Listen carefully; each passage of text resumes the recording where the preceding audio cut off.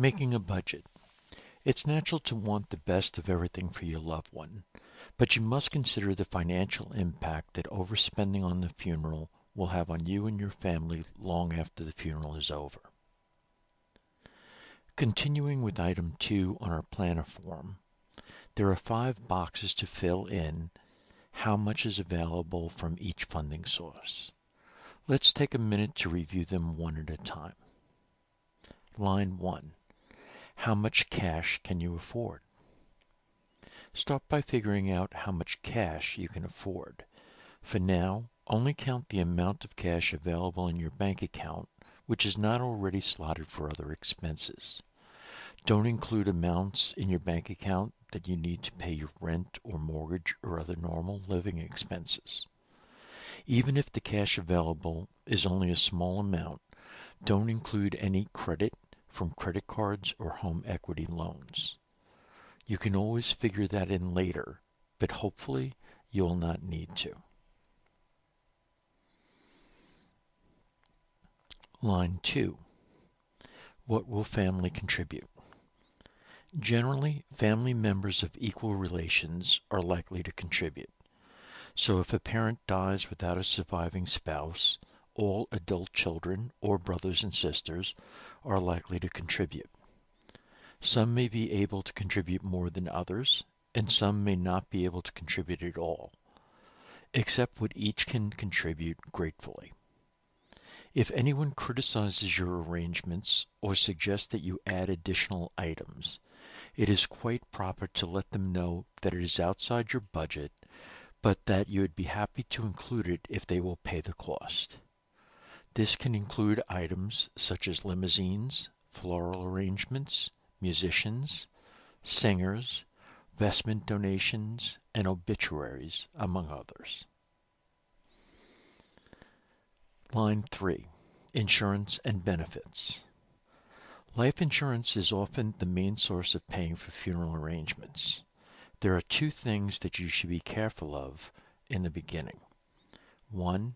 Never discuss the amount of the life insurance with your funeral director before you finalize the funeral arrangements. Some funeral directors will recommend higher priced items and services where there is a large life insurance policy. Secondly, if the life insurance policy is less than 2 years old, be prepared for the insurance company to delay or even dispute paying the policy. In New York, life insurance policies have a 2-year incontestability clause.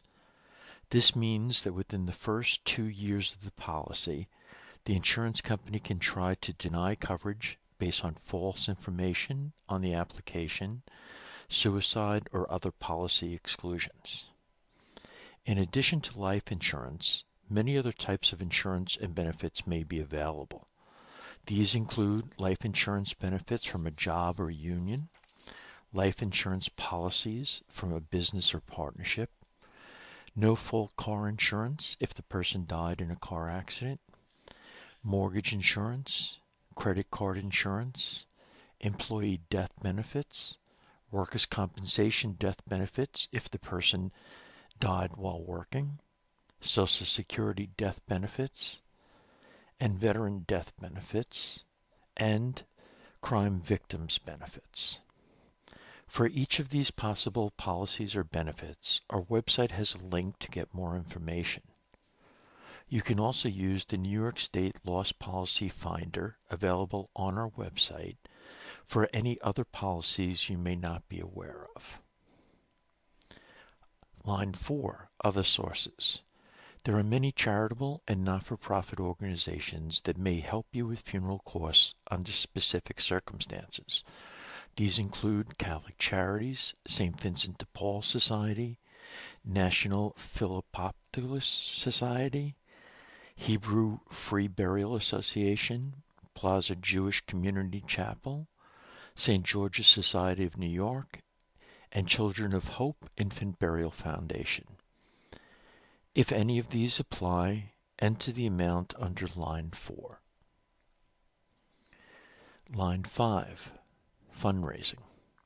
Fundraising can be an excellent way to pay for funeral expenses, especially when the death is unexpected or tragic. To avoid mistrust and possible tax consequences, you may want to consider a crowdfunding source. There are many online. One example is youcaring.com. It is free to use, and only the credit card charges are deducted, which is often less than half of what other websites charge. Do not expect people to just find the fundraiser.